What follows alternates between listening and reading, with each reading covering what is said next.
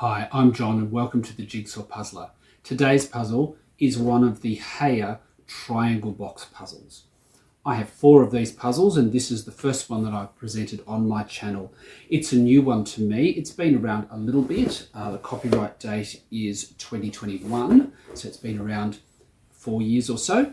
But it's the first one that I've presented on my channel. It's a 2,000 piece puzzle called Sherlock and Co.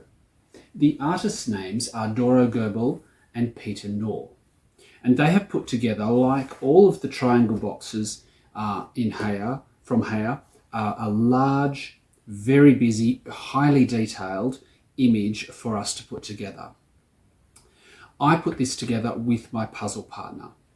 There is no time lapse for this one. That would have taken so long to film because it took us simply hours and hours to put this together. She and I worked pretty solidly on it for a couple of days, pretty much ignoring everything else, including meals, to try to get this particular puzzle done. It's called Sherlock and Co, and it follows a story. There is a narrative taking place in this puzzle. At the bottom left-hand corner, we have this building which has scaffolding all over it. It's being repainted. On the ground floor, there is a jewellery store and it has been robbed. There are London Metropolitan Police and a couple of police cars around the bottom, talking to Brown and Son, who are here in the brown suits, Brown and Sons, who run the store that has been robbed. If we look at the puzzle closely, we can deduce by the 2 police officers up here on the roof and the scaffolding that the burglar exited through the upper floors of the building, went up the stairs inside and out onto the scaffolding and down onto the next level, where we can see they have knocked over a tin of paint which has splashed down all the way to the roof of the adjoining bookshop. Once we see that, the thieves have stepped in the paint, gone down the ladder onto this level, down the next ladder onto this level, and we can see the footprints that they've left behind, that these police officers here are examining, along the edge of the wall, across this roof, up here onto the edge of this roof, down onto a smaller roof, up a ladder onto this roof, down some stairs, up a ladder onto this roof, onto the veranda of this apartment building, up the fire escape ladder, across, up the ladder, across where the washing is. They've knocked the washing off the line, and this woman is quite enraged about seeing her clean washing all over the ground. Down the ladder, up across more roofs onto this building, down across this one, across a rope ladder onto this roof, and here we have at the side here a man with a bandana over his face and a cap pulled over his eyes, leaning over with a rope tied to this pole. And we can see on the other, halfway down the rope, another man is lowering himself down through the skylight of this car, where their accomplices are waiting, and this is the getaway vehicle. On this side of the street here, we have some police hiding behind this van and this car, and one hiding behind this car. So the police are everywhere, following the trail of these thieves, jewel thieves from this shop, all across the puzzle. So we have this overarching narrative going across the image. It's called, as titled Sherlock and Co. You would expect to find references to Sherlock Holmes in this story. The first reference is the Metropolitan Police. Metropolitan Police Holmes assists the police in a number of their cases, particularly Inspector Lestrade, who features in quite a number of the stories. So that's our first indicator. The second indicator that Sherlock Holmes is here somewhere is in this cinema on the in the upper left-hand corner. There's a huge cinema poster stuck to the wall for a movie version of The Hound of the Baskervilles. Obviously, Sherlock Holmes' story, and probably his most famous story. On the adjoining wall, there is a silhouette image that says, or has the end of the words Sherlock Holmes underneath it. So we have a definite reference to Sherlock Holmes there. The other reference that we've got directly to Sherlock Holmes is the beehive here. Sherlock Holmes, in his retirement, was a beekeeper, and that's a clear reference to Sherlock Holmes. In fact, there's a person standing here in their beekeeping outfit having a cup of tea. And the hat and the veil are on the wall, but there's this reference here to beekeeping in the middle. They're the only direct references that I can find to Sherlock Holmes himself. There are some veiled references, possibly, but I'm unsure about whether they're real or what they mean.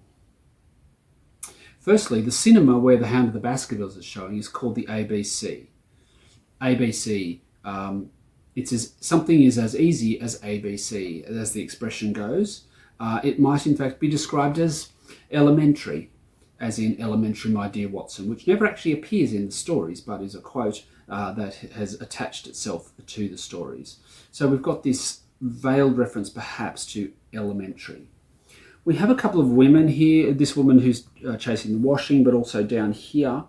It's difficult to know whether they are references or not to Mrs. Hudson, the housekeeper at 221B Baker Street. There's a gentleman here in the middle who looks rather Basil Rathbone-ish in his role as Sherlock Holmes in some of the older Hollywood films, or the older movies, versions of Sherlock Holmes. So not sure if that's a reference there. He's smoking a pipe, as Sherlock Holmes himself does, but there are no other accoutrements that might indicate that this figure is Sherlock Holmes. He is taking an interest in the police chase. He's watching it and following it from the rooftop of his place here. Only a handful of people in the picture are actually really following along what's happening. There are a couple of distant neighbours looking out windows and on little balconies over here, but we've got this gentleman here who is showing a close interest in what the police are doing. Is that Sherlock Holmes? Then over on this side, we have these two figures. One here on the roof, holding a mobile phone, and the other one climbing up a ladder to join him. When I photographed these up close, it became apparent that this really looks like Benedict Cumberbatch's version of Sherlock Holmes, and this looks like Dr. John Watson from the TV series Elementary. No, from the TV series Sherlock. Sorry, that Lucy Liu doesn't appear in here from Elementary that I can see anywhere. But these two, this is Sherlock and Dr. Watson. I'm pretty sure, because he seems to be taking an interest, very close interest, in what the thieves are doing on the roof of the adjoining building. So I might suspect that they are actually Sherlock and Dr. Watson. So it's Sherlock and Co. Who are the and Co? Well, the Metropolitan Police, for sure. I don't know if there are references to other detectives in here.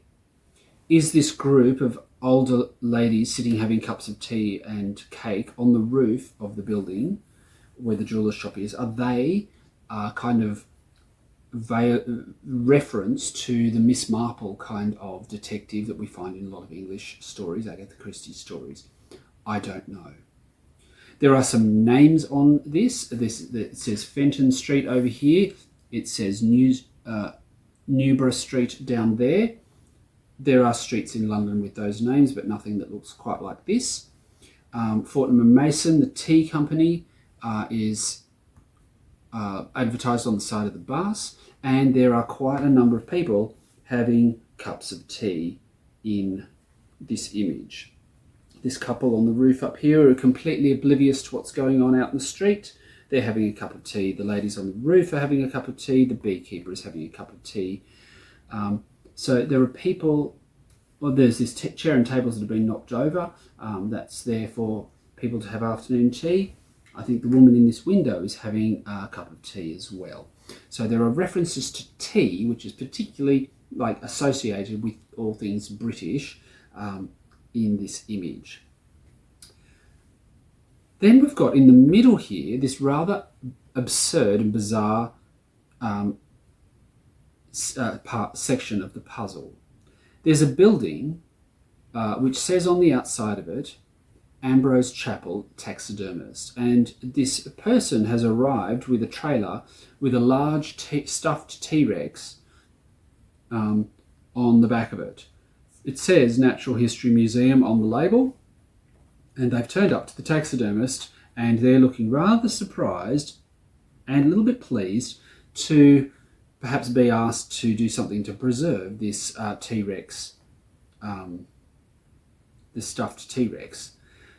Well, that adds to the humour, of course, of the image, that there's this funny other thing going on at the same time as this burglary. I googled Ambrose Chapel Taxidermist, and this is Chapel with one P. Ambrose Chapel with two P's, taxidermist, did come up as a direct reference from an Alfred Hitchcock film called The Man Who Knew Too Much. In that film, there is a taxidermist called Ambrose Chapel, and that to me seems to me a blatantly obvious reference to something other than Sherlock Holmes, that we can perhaps think what else is going on in this image. On this side it says May Philpott Estate Agents. I did Google that in various combinations, came up with no references to Sherlock Holmes or any other detective things that I could find. Perhaps somebody could pop in the comments if they know something about that. Anyway, it's a highly detailed image. It's really, really clever, really fun. There's lots going on. Unlike some of the other Heye puzzles where it's just loaded with people and faces and things like that, it's got a lot more architecture in this one. The two artists, Goebel and Knorr, have obviously done a lot of architectural drawing perhaps, and there's a lot of focus on the intricacies of the buildings, and the people are relatively small in comparison. My other Heye puzzles up here, also fun images, also telling stories, also got many things happening simultaneously in them, lots of detail, surprising things, but not quite as diminished people as this one. If you look closely, you can see all sorts of things going on. There are cats running around. There's a elderly gentleman on a motor scooter. There's all sorts of bits and pieces. There's this kebab shop in the middle here, and they seem to be just out the back having a smoke. Just people going on their way in the street over this side, and life going on into the distance. And we can see the London skyline in the background, with the London Eye and the Queen Elizabeth Tower where Big Ben is housed. All those sorts of things. St Paul's, the Dome of St Paul's. And this very grading blue to yellow sunsetty sky at the top, which might be a little bit hard to see directly, and I'll show some close-ups of that. So that's a description around the image and of what's going on here. A little bit about the puzzle quality. Of course, it's a Heye puzzle. It is excellent. Reasonably thick pieces, holds together loosely, so this is not going to be hard to pack up. We did do this on a tabletop, and it took me about 20 minutes to half an hour to actually get it off the tabletop and onto this board so that I could bring it in here to do this video. It does not pick up well at all. I used a lifter from the kitchen drawer to try to help pick sections up and move it a bit at a time. Some pieces held together really tightly, others just fell apart, and it's not a good holding together puzzle. My puzzle partner and I did this in bits, and at one point we had all the bits in the wrong places on the table, and so things had to slide across into the right place. We couldn't pick them up to move them. Right, so how did we do this puzzle? Well, we tipped it out into several sorting trays. We did not do a full flip. 2,000 pieces seemed like an awful lot of work to go to just to do a full flip in the trays. We did pick out the edge pieces and we picked out colours and textures. We also picked out bits that were kind of unique, like the dinosaur, like the Union Jack with the bulldog on it, the yellow sky fading to blue, and all the really sketchy, impressionistic sketches of the skyline of London in the background. So they were okay to pick out. We picked out blue, we picked out red, we picked out the orangey yellow colours. I picked out the white of the roads and the grey of this road over here. The bus. All sorts of fine details that we could pull out.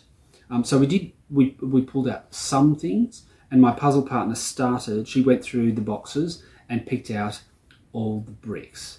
Every building with bricks. So this section, this one, that little bit in there, down here, over here, and there, and this little bit up here, and she just put them together in higgledy-piggledy all over the thing. I picked out the floors of this one, the walls of this colour, this sort of greenish creamy colour on the back one over here. I did the taxidermist, the part of the bookshop, and then I pulled out all of the trees. There's a tree down here, there's trees here, and then there's spotches of green throughout, some larger like this one, some quite small up the back here and in the middle here, and endeavoured to put the trees together. I put the cinema together and this side here, and started with the bus and this car and the police cars, and was able to start constructing the edges while she was building all of these red brick structures. From there, we just simply picked what we would do next. There's so much to choose from. There was no fighting over who was going to do what, or encroaching on each other's activities, because there was so much to choose from. I did this building as she was doing this one. And then once we got the basic buildings in place, honestly, it was a long, hard sort of slog, almost looking piece by piece where something would go. Once you had done, like some of the smallest areas, like this section of stripes here on this roof of this building here, quite small, probably only half a dozen pieces. Well, once that was done, once these other bits were done, there were all these gaps in between, lots and lots of gaps, and we just had to slug away, bit by bit, plugging the gaps. And eventually, obviously, we got it down and we got it done. One of the most anxiety-causing moments was this piece here, this exact one right here. One of the edge pieces was missing right up until almost the very end. And I thought for sure we'd been swapping the trays, we'd done most of the puzzle, 95% of the puzzle. We only had 2 trays or 3 trays with very little in them, and this edge piece simply hadn't surfaced. But my puzzle partner found it and we put it in, and I was very relieved, because I don't like missing pieces, but I especially don't like missing pieces from a brand new puzzle, which this is. Alright, so I hope this provides you with some idea of the difficulty and the challenge that a Heye puzzle, a large-scale Heye puzzle, can present you with. While we're talking Sherlock & Co though, I really do need to reference this puzzle, which I did a video of some little while ago, the World of Sherlock Holmes. Another Sherlock Holmes puzzle. You can see there's a bit of a theme here. I like Sherlock Holmes stories. I have since I was a kid. But this one has dozens and dozens and dozens of specific references to Sherlock Holmes stories in it, whereas this one is a lot more mysterious, and you have to kind of deduce or even guess what the references might be. So it's quite different from the World of Sherlock Holmes. That's also only a 1,000-piece puzzle. In terms of the other Heye puzzles, this is my only other 2,000-piece puzzle, and you can see this is the orchestra, and it's just loaded with faces. It's just wall-to-wall people and a very challenging puzzle to do. So Heye puzzles can be, especially the triangle box ones, which they invariably have as a illustration of something funny and entertaining to look at. Something funny is happening in the picture, all over the picture, and really busy, really fine detail. So that gives you some idea of the kind of level of challenge that a Heye puzzle can be. All right, well, if you could click like and subscribe, tell me about your experience with Heye puzzles in the comments below. I hope you enjoyed this overview of this particular puzzle, but I hope it inspires you to perhaps pick up one of the triangle box puzzles from Heye to give them a go. These are puzzles that you probably want to do over a longer period of time. My puzzle partner and I just smashed this out, and I've got to say my back was quite sore by the end of it from leaning over the table, but they can be done over a much longer period of time, as long as you've got somewhere to put them and do them that's kind of out of the way. We did do this on the kitchen table. When it came to eating meals, we got a beach towel and put it over the top of it, and then just sat everything on top of that and ate dinner. Then we took the beach towel away and continued on with the puzzle. So it can be done, but it was an inconvenience. A big puzzle like this does take up a lot of space. All right, click like and subscribe. Give us your comments below, and thank you for watching, and I look forward to presenting something different for you next time.